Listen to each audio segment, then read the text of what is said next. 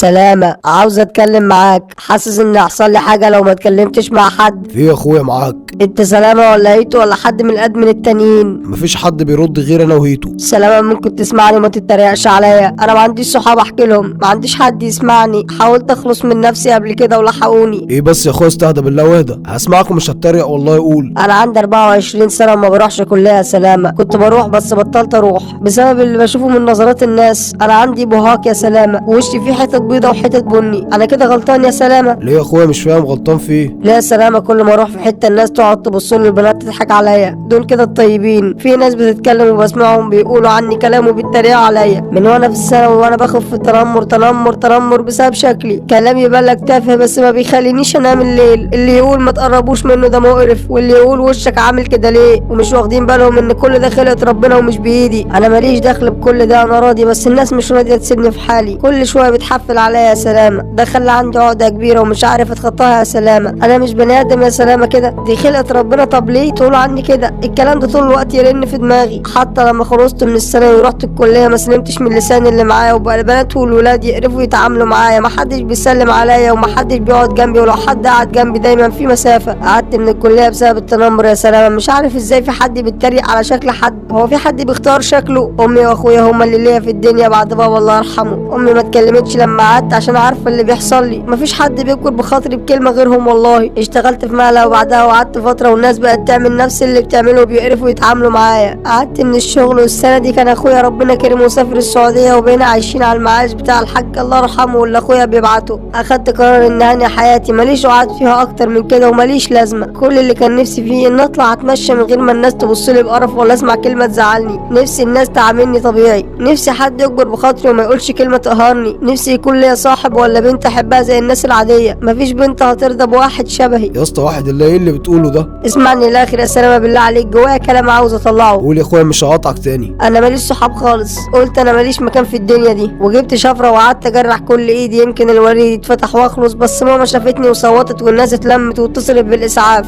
وعملت عمليه في ايدي ولحقوني. امي قعدت تعيط وتقول لي ليه كده يا ابني، وانا ما مسكتش نفسي وعيطت انا كمان. ودوني للدكتور نفسي وشخصني ان عندي كتير، وقعد يديني مهدئات وبرشام بيخليني انام ويهد حيلي. بقيت انام طول الليل ومفيش لحياتي معنى. انا ماليش لازمه في الحياه سلامه، ماليش مستقبل ودايما حزين، ماليش صحاب وعايش على المهدئات. نفسي احب واتحب واتجوز واشتغل واصرف واعيش زي بقيه البشر. نفسي اساعد امي بدل ما اخويا يشيل مسؤوليتنا. انا دلوقتي بفكر ان اخلص من نفسي تاني يا سلامه، والمره دي محدش هيلحقني. بس بفكر في امي دلوقتي. انا مش عارف كلمتك ليه، ما لقيتش غيرك قدامي. قلبي مليان حسره والم، بقيت مريض نفسي ومفيش مني فايده. هعيش طول عمري وحيد ومحدش هيسمع عني. انا ما عنديش ثقه في نفسي ولا بركز في حاجه. نفسي حد يسأل عليا زي ما بقية الناس بتعمل. نفسي اشيل قلبي ده من مكانه واحسش بحاجه. انا بفكر انط دلوقتي من على اي حاجه. ماما كل شويه بتطمن عليا، المفروض انا اللي كل شويه اطمن عليها مش العكس. المفروض ترتاح.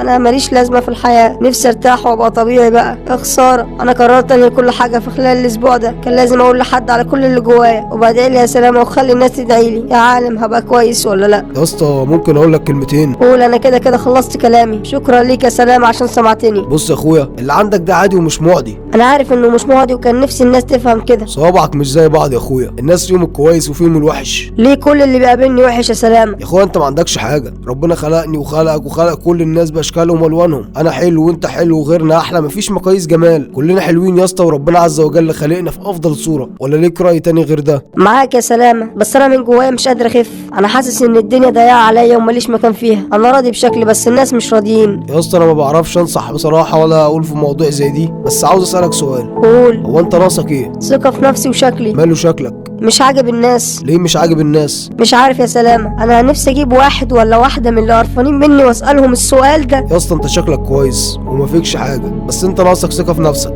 انا فعلا ما عنديش ثقه في نفسي. يا اسطى مهما كان شكلك الناس مش هتبطل تتكلم عليك. لو جسمك مليان هيتكلموا عليك، لو جسمك نحيف هيتكلموا عليك، لو انت عامل فورمه هيتكلموا عليك. هي دي طبيعه البني ادم، سواء كنت ابيض شويه او قمحاوي او اسمر او طويل او قصير او مليان او رفيع او عندك 4 دراعات ولا دماغين حتى. مع ذلك في ناس شافوا الابيضاني حلو والقمحاوي مش ولا بد، وفي ناس بتحب العكس. كلنا خلقة ربنا وتبارك الله واحسن الخالقين. ولا انت رايك ايه؟ اثق في نفسي ازاي بس يا سلامه؟ مش عارف، كل مره بضعف وما بعرفش اعمل حاجه. ببقى عاوز ارمي نفسي قدام اي عربيه معديه. انا لحد دلوقتي ما عنديش ولا حبيبه ولا صاحب. نفسي احب واتصاحب. طب صلي على النبي يا اسطى. عليه الصلاة والسلام. ايه رايك تبقى صاحبي؟ صعبت عليك، هتقرف مني انت كمان. شفت بقى انت بتقول ايه؟ والله صعبت عليك. يا اسطى ايه المشكله لما نبقى اصحاب؟ اكلمك وتكلمني ونساله على بعض، مش انت وثقت فيا وحكيت لي؟ بطل اللي بتعمله ده، مش بتيجي كده. يا اسطى انت عندك حاجز ومش عارف تعديه، اديني فرصه نبقى اصحاب ومش بجاملك، والله انا عاوز اصاحبك بجد. انت كويس يا سلامة. يا عم كويس ايه، مش وقته. هات رقمك بقى بدل ما ابعت لك عم عادل يظبطك. عم عادل ده كفايه 5 دقايق علي مني وهيتخانق مني وهيمشي. يا عم اتخانق ليه؟ في ايه؟ انت ليه حاطط حاجز لنفسك؟ لو ما بطلتش التفكير ابن ده هجيلك. هات رقمك يا عم. الرقم ده عامل كده ليه؟ ايه الرقم ده؟ مفيش رقم شكله احسن شويه؟ ضحكتني. طب هو يا عم انت حلو وبتضحك اهو. الضحك ملوش معنى. بقول لك ايه، هنتقابل امتى؟ نتقابل. عاوز اقابلك، هجيلك انا وعم عادل وام عمرو، عازمينك يا عم وابسط. هتجيلي؟ هي الحاجات دي فيها هزار؟ والله هتجيلي. اه يا عم في ايه؟ تشرفني، ده لو لسه فضلت عايش. طب لو عملت حاجه في نفسك قبل ما اجيلك همسكك. يا اسطى ما تضحكنيش بقى. فكك من اللي في دماغك ده، ولما اجيلك هنروقوا الدنيا. تنور طنطا يا سلامة والله. منوره بقى يا اخويا. ربنا يزيدك يا سلامة. اسمع بس، انا همشي معاك انا وعم عادل وهشتري خرطومين غساله، واحد ليا وواحد لعم عادل. ليه؟ عشان لو فكرت تقول انا هاني حياتي تاني اروقك بيها. ماشي، هستناك يا سلامة. على الاسبوع ده هنكون عندك ان شاء الله، وباذن الله يبقى يوم جميل وننبسط كلنا. مستنيك يا سلامة. شكرا ليك، ارتحت شوية لما اتكلمت معاك. رب بالك يروح على طول يا اخويا.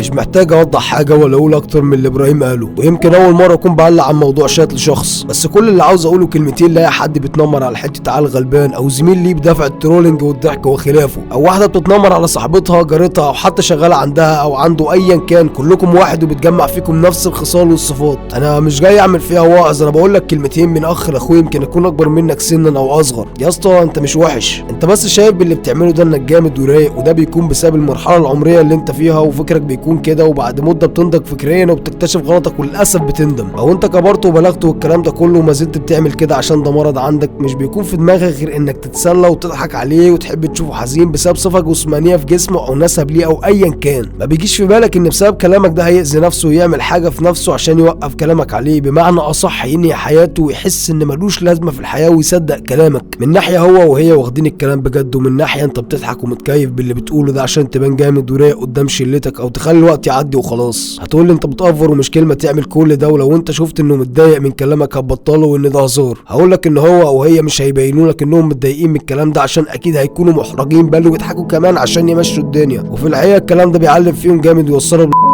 كلامك ده بيفقدهم الثقه بنفسهم تماما. كلامك ده بتخلق شخص انطوائي قاعد في اوضته، غالبا ما عندوش صحاب وغير اجتماعي، وغالبا هيتردد على دكاتره نفسيين بسبب كلمه او هزار سخيف من حضرتك. كلامك هيخليه مريض اكتئاب حقيقي، وصدقني الاكتئاب بيخلي الشخص يعمل اي حاجه في نفسه. كلامك ده بيخليه يفقد تركيزه في مستقبله وحياته. كلامك ده بيخليه على طول متوتر وخايف. كلامك ده ممكن يخلي الشخص اللي بتتنمر عليه حرفيا يأذيك، لان في بعض المدارس تم اطلاق النار، وده ببساطه لانك خلقت شخص عدواني. برضه لسه ما اقتنعتش وفاكرني ببالغ؟ طب خد الكلمتين دول. في دراسة بتقول ان 30% من الطلاب بيكونوا ضحايا تنمر، و160 ألف طفل بيقعدوا في البيت ما بيروحوش المدرسة يوميا بسبب التنمر. لسه فاكرني ببالغ؟ طب في دراسة اثبتت ان 1 من كل 8 شباب بينتحر بسبب التنمر عليه، وده رقم مش قليل خالص. في دراسة بتقول ان في 800 ألف طفل بينتحروا سنويا بسبب التنمر. في دراسة تانية بتقول ان نص حالات الانتحار بين الشباب بتكون بسبب التنمر. في دراسة ثالثة بتقول ان 75% من المراهقين بيفكروا في الانتحار بسبب التنمر الالكتروني، وكل الكلام ده من مواقع موثوقه زي ويكيبيديا. بس حتى لو في مصدر من دول تقريبي، فبرضه عدد اللي بينهوا حياتهم بسبب التنمر كتير قوي. ربنا عز وجل نهانا على الفعل ده وبيقول في كتابه العزيز: بسم الله الرحمن الرحيم، يا ايها الذين امنوا لا يسخر قوم من قوم عسى ان يكونوا خيرا منهم، ولا نساء من نساء عسى ان يكون خيرا منهن، ولا تلمزوا انفسكم ولا تنابزوا بالالقاب، بئس الاسم الفسوق بعد الايمان، ومن لم يتب فاولئك هم الظالمون. صدق الله العظيم. ربنا عز وجل نهانا عن السخريه، التنمر، سواء كنت راجل، ست، ولد او بنت. ما تطلعش عليه اسم ما بيحبوش. لو عنده مرض او مولود بايا كان فهو جميل ولا يحق لك انك تعيب فيه اطلاقا، بمعنى ان انت كده بتعيبه ولا بتعيب خلق ربنا عز وجل سبحانه. هو اللي خلقه في احسن صوره، تبارك الله احسن الخالقين. ربنا بيقول في كتابه العزيز: بسم الله الرحمن الرحيم، لقد خلقنا الانسان في احسن تقويم. صدق الله العظيم. فمهما كنت بتعمل من تنمر وقفه، سواء بتتعدى عليه بالفاظ، بتطلع عليه كلام مش كويس، او اسماء هو ما بيحبهاش، بتعمل فيه مقالب، بتتريق على شكل جسمه لو مليان او كان رفيع او عنده مرض او طفره وراثيه، مالكش حق انك تتنمر عليه، لان ربنا اللي خلقك واللي خلقني واللي خلقه، وجايز كنت تبقى مكانه. انت ممكن ممكن تكون شايف اللي عنده ده عيب غيرك شايفها ميزه. ولو انت شخص بيتم التنمر عليك ومش عارف تعمل ايه، حاول تثق في نفسك يا صاحبي. وطبعا انا عارف ان كلام النت عمره ما هيجيب لك الثقه، بس على الاقل حاول، لان اللي بيتنمر عليك ده ما هو الا شخص ضعيف الشخصيه ما عندوش ثقه في نفسه، او بيكون حد تاني اتنمر عليه فبيعمل كده. ولو مش قادر مش عيب، كفايه انك حاولت، بس روح لاي حد من اهلك صحابك قرايبك ايا كان مين، بس لازم تكون بتثق فيه. ولو ما فيش الشخص ده حاول تتعلم اي رياضه تدافع بيها عن نفسك. مش قصدي هنا انك تحلها بالعنف يا زميلي، بس الرياضه بتدي لك ثقه في النفس، او على الاقل هو يكون عارف انك تقدر تنيمه على الارض لو فكر يقرب لك، او تتجاهله. طالما قدرت تتجاهله فهو مش هيكلمك عشان صباح الفل، هو متعته انك ترد عليه وتظهر له انك متضايق. صدقني لو عرفت تتجاهله مش هيكلمك تاني. اخر حاجه اقولها لاي حد بيتنمر، اتق الله وما تضايقش على اي حد بكلام او فعل، عشان هتترد لك وهتندم بعد كده. واتمنى تسمع مني الكلمتين دول وما تفكرش اني بدعي الفضيله. انا كنت زيك او زيك كده من 4 سنين بالظبط، بسخف بالكلام وبعمل مقالب، وكنت ساعتها مفكر الموضوع مضحك،